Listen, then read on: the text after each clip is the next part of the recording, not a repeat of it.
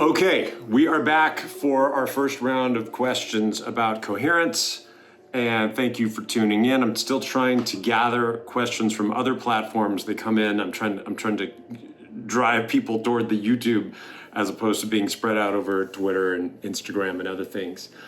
So, first question. Would love to hear about how you directed and guided improv and how you approached editing what I'm guessing was quite a lot of material. Okay, so we'll start with that because that's a big one. So the guiding of the improv started with bringing this group of friends together and saying, look, can you come for 5 nights? It's going to be a lot of fun, and instead of a script, I'm going to be sending every morning a little email with a little bit of information about that character's frame of mind or a story they might tell. So each character I thought should be prepped with all the information they needed about themselves. They just wouldn't necessarily know what everybody else was thinking, because that's how life is. You go to a party kind of knowing the stories you want to tell or knowing what's on your mind or what your motivations are, but you don't really know what other people are going to do.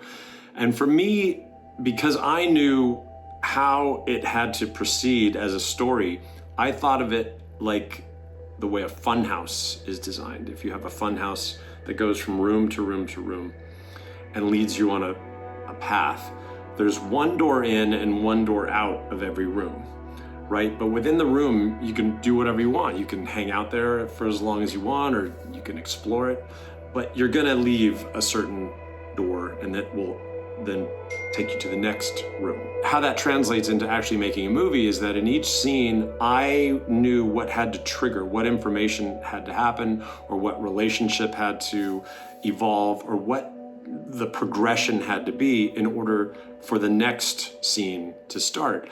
And it didn't really matter what words were said to do that. So the improv was just sort of giving each person enough to get through the next 10 minutes, the next 20 minutes, any way they wanted. So for example, when they arrive in the kitchen at the very beginning, I really didn't tell them much. I just said who they're expecting and who the issue was. And it was really Beth saying the issue is that Lori is coming. And I told Emily how she felt about Lori, but I didn't tell her Beth was gonna say that. So as soon as Beth mentions Lori, the actor Emily Baldoni instantly knows what she's talking about because she's been primed with this information. And in her mind, she goes, oh, I know all about this. I don't necessarily trust Lori. I think it's odd that Amir brought her. So I think it was really fun for the actors to be prepped for just a certain amount of information and then hear a trigger from somebody that then gave them great confidence to respond in a way that was grounded in something. So that's an example of how that would go in the kitchen scene. And so when the two men arrive, when Kevin and Hugh arrive, they know that these are their partners, their romantic partners. So you let them say whatever they want when they greet. I didn't know how they were going to greet each other, but at some point, Emily says to Kevin, "Did you know Lori's coming?" Because that's top of mind, and she knows that I've seeded that as an interesting topic. And then you let that play out any way it wants to. All I care about as a director at that point is, has it been established that Amir is bringing Lori, and that's odd, and this is the way people feel about it. Whatever words they want to choose, it's fine. But that's all the information I need in the scene. Yes, and then the editing part is huge because we might have 45 minutes worth of kitchen interaction. You know, the actors love to act, and they're all extroverts, and they're all making each other laugh. They're all trying to goof off with the others. So you, as an editor, you just have to trim the fat, trim it, and take that 45 minutes and compress it down into 2 minutes. And I think our editor, Lance Pereira, deserves some kind of special award, because normally an editor has all these choices, all these different angles of the same scene, the same lines. We didn't have any of that because they didn't do it the same way. We probably ran that kitchen scene maybe 5 or 6 completely different ways, utterly different from each other, but then we bashed them all together, edited them all together to feel like just one scene. Also, your distribution and marketing process, and any thoughts, tips on distribution for filmmakers now. Oh my God, so that's hours and hours.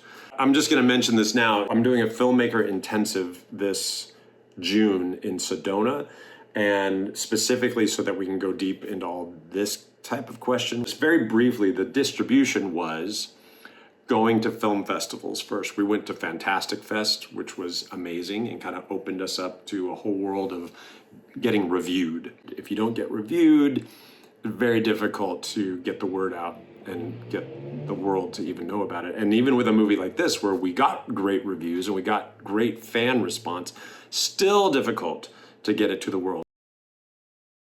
We have another question from Jalen. In Coherence, how did you film the table scenes in terms of blocking? So you filmed with 2 cameras. Was that for the entire shoot or only the table scene? Did you storyboard it before? Did you use VFX to remove a camera if the second one is in the frame?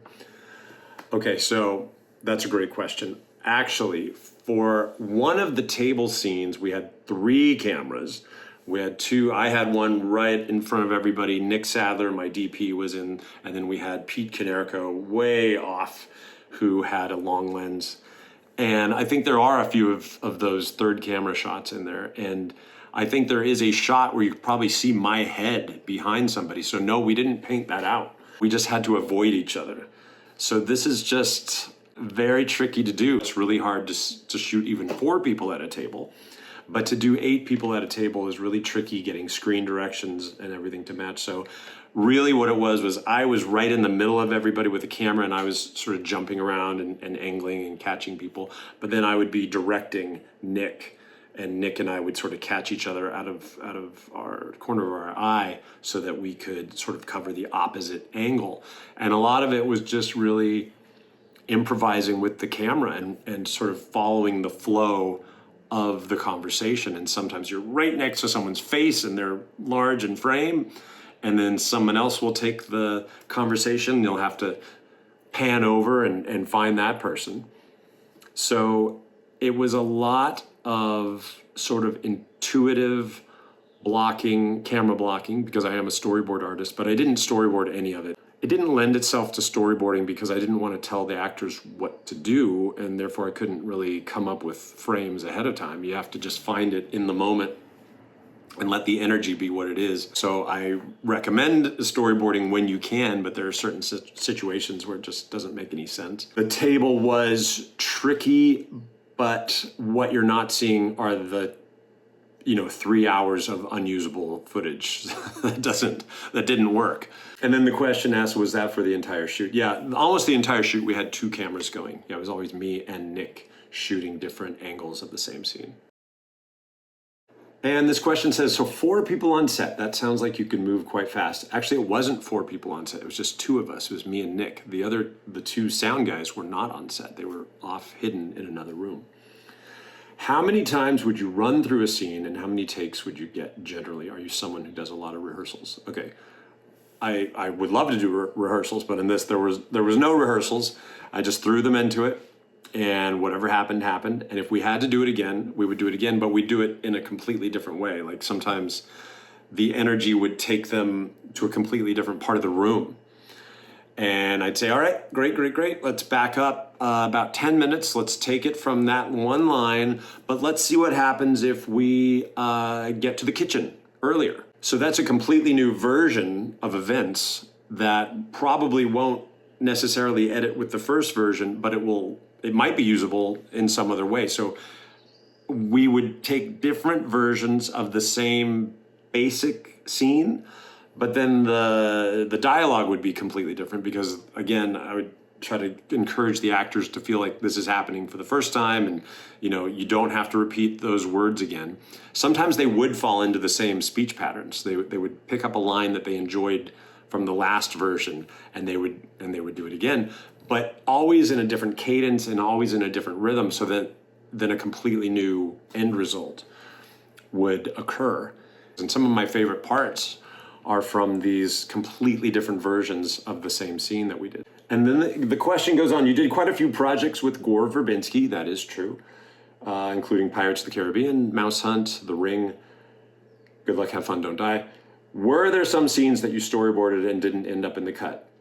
Yes, but surprisingly, because Gore and I work so well together, I think a lot of those scenes actually did end up being shot the way we storyboarded it. These are really nice questions. Why did you let your beard get so white? I know you are in your early 30s, but this makes you look like you were almost 40. Thank you. I'll bet you anything that's from my sister. I really appreciate it. Thank you for that. What would you recommend and are some of the best ways of networking and meeting new people who want to collaborate on projects? I believe for Coherence, a lot of the cast were your friends. Where can I meet like-minded peers? Okay, so that's a really good question. How do you make a movie by yourself? It's not really realistic to just do it all yourself. You're gonna need a network of friends. You're gonna need collaborators. You're gonna need people that are enthusiastic. And if you're a student, I always ask students, do you know the students in your class? Do you actually go look at their work? Do you go see what the actors are doing in the plays at the other department? Are you aware of what other people around you are doing?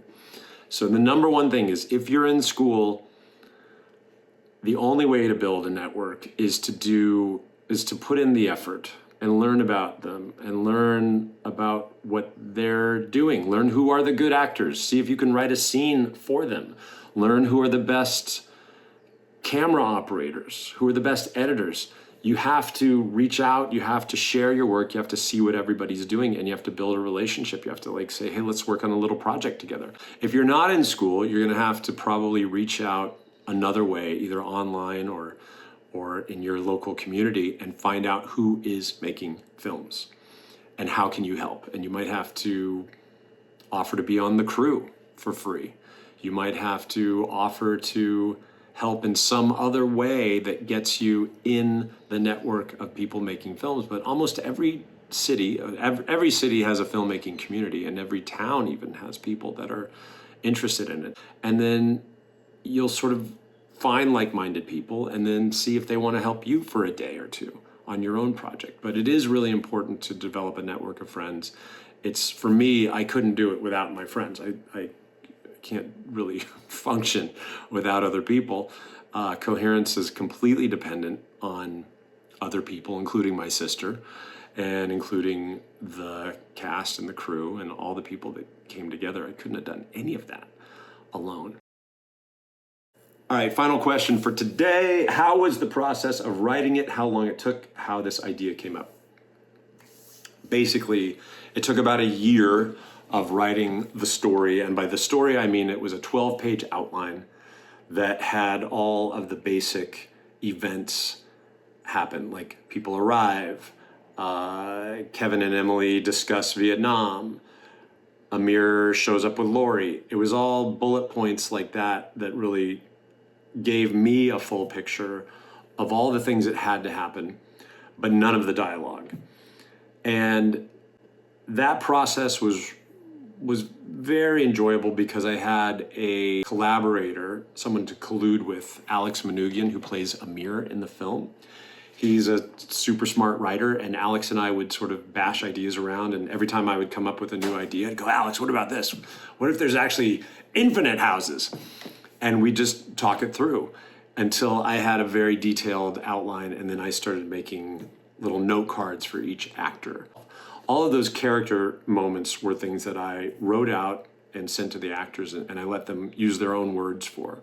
And then how it came up, I was in my living room, and I was with Alex at the time, and I was just thinking, like, what would be a good idea for something we could afford to make? If all we have is a house, I've got to make a project in my house. That's logistically the only practical thing, because for me, as soon as I think about like a location shoot and all of the work it's going to take, all the parking and feeding people and bathrooms and where to put the crew, where to put the cast, it just starts exponentially growing. And so I knew from the beginning, this has to be a project that is shot in my house.